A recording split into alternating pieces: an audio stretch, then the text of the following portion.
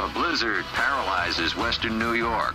Motorists are stranded and traffic grinds to a halt. These and other top stories. Right now at 4, bracing for impact. We're gearing up for another lake effect blast. 40 years after western New York was hit hard with a deadly blizzard, our forewarned team is getting you ready. Plus, calling for change, Buffalo is hit with its 8th deadly shooting so far this year. New reaction from those hoping to stop the violence. Today, we've reaffirmed our unshakable commitment to this alliance. And worlds collide. President Donald Trump meets with British Prime Minister Theresa May at the White House. The hot topics they discussed.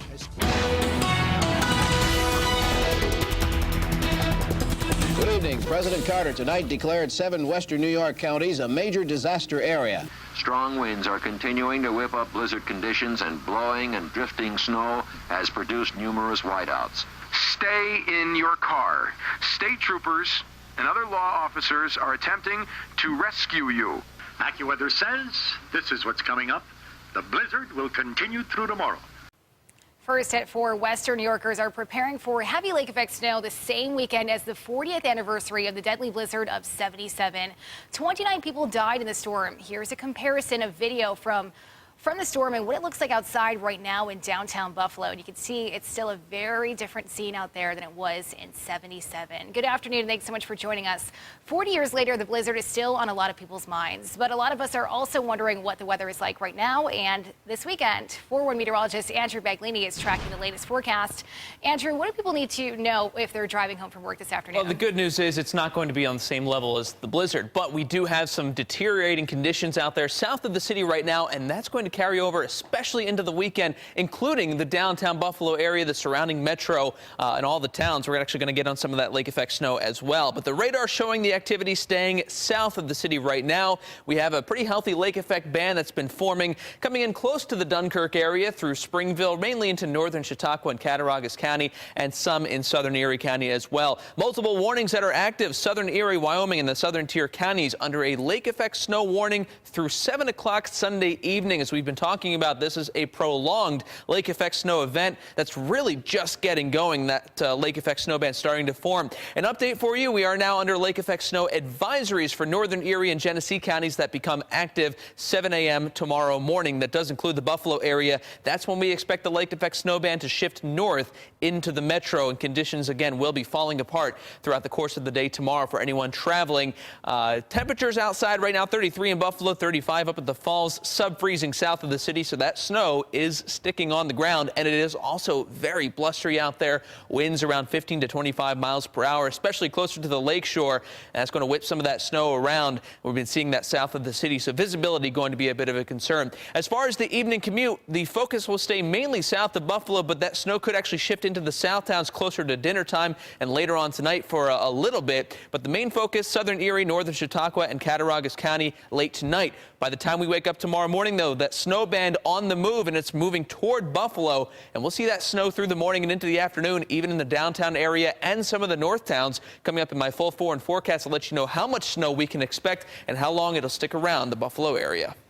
Andrew, thank you. And we'll have more on the coverage of the blizzard of '77 coming up in the next half hour and on News 4 at 5 and 6. And we want to see and hear your memories. Share your photos with us online at News 4. Turning out to your top 4 at 4, a Buffalo family is dealing with heartache tonight. Sources tell News 4 the 16-year-old shot and killed on French Street is the brother of an 8-year-old shot in the head in August. We brought you this as breaking news last night at 10 and 11. Sources say the 16-year-old and 8-year-old Donnell Bibbs have the same mother. This is now the 8th deadly shooting so far this year in Buffalo. News 4's Dave Graber spoke with activists in the area who are once again calling for the violence to end. The start of 2017 has been violent for the city of Buffalo, with 8 homicides in the year's first 24 days. That's spurring not only local law enforcement, but community groups to stand up and do something to help curb violence before it starts. The city's latest killing happened Tuesday evening here on French Street. Although it's still under investigation, the person fatally shot was the brother of a child who was shot over the summer by a bullet meant for someone else. Buffalo police say all but one of this year's shootings have been gang or drug related. Every suspect and victim was known to police, meaning they've been in trouble before. And although more than 900 guns were taken off the streets in 2016, the violence has spilled over and seemingly grown worse. Still, one of the biggest hurdles to solving these crimes is the reluctance of the community to play a leading role. It's the nature of gang culture that obviously there's not always a lot of cooperation with police. And these crimes don't happen in vacuums. So with that being said, there are people in the community, people who are not related to gang members or who are not in gangs themselves, who are aware of what happened. And we understand reluctance sometimes in coming forward and cooperating with the police, but that cooperation is essential in solving these cases.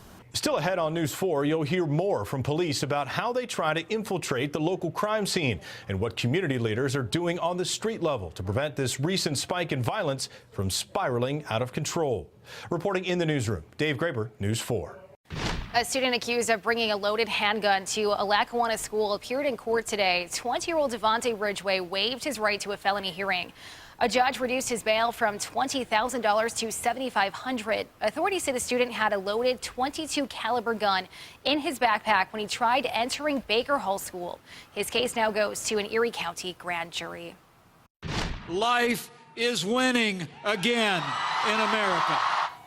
Massive crowds gathered at the National Mall this afternoon for the annual March for Life. It's an anti-abortion event marking the anniversary of the 1973 Roe v. Wade ruling legalizing abortion. Thousands of people marched to the Supreme Court after a rally. Vice President Mike Pence became the first ever VP to speak at the event. We will not rest until we restore a culture of life in America for ourselves and our posterity. Allow me to make it very clear. We hear you. We see you. We respect you. President Trump has promised to fill the vacant Supreme Court seat with a judge who is abortion rights opponent.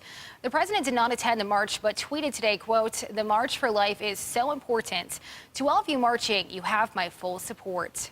It's been a busy week for the president. Today, he met face-to-face with British Prime Minister Theresa May, who may be taking a tougher stance on sanctions on Russia than President Trump is. And a day after canceling his meeting with the Mexican president, President Trump is continuing to lash out on Twitter about who will pay for his proposed border wall. Weijia Jiang is following the latest developments. How the relationship. President Trump and British Prime Minister Theresa May pledged to work together on strengthening trade alliances during a joint news conference at the White House. Today, the United States renews our deep bond with Britain, military, financial, cultural, and political.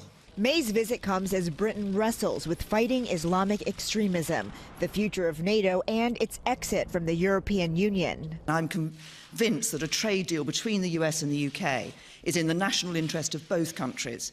Tomorrow, President Trump is scheduled to have his first phone conversation with Russian President Vladimir Putin since taking office, and the intelligence community's conclusion Russia tried to interfere with the U.S. election results. There's also speculation Mr. Trump is considering lifting sanctions against Russia. As far as the sanctions, very early to be talking about that. One day after Mexican President Enrique Peña Nieto canceled a scheduled meeting at the White House, President Trump said they had a friendly conversation on Friday. We are going to renegotiate our trade deals, and we're going to renegotiate other aspects of our relationship with Mexico. White House officials say a tax on Mexican imports ranging from 5% to 20% is just one of the options to get Mexico to pay for a wall along the border. Weijia Jiang, CBS News, the White House. Next, in News 4, doctors are calling it a miracle procedure, how they saved a baby's life who was born with cancer in a procedure that's never been done on a baby. Plus, helping you help others, the program helping to expand, and how it helps people with developmental disabilities. We are at the corner of Durant and McCamley in South Buffalo. No matter how big the snowplows are, it's going to be a long time before any of them get to this neighborhood.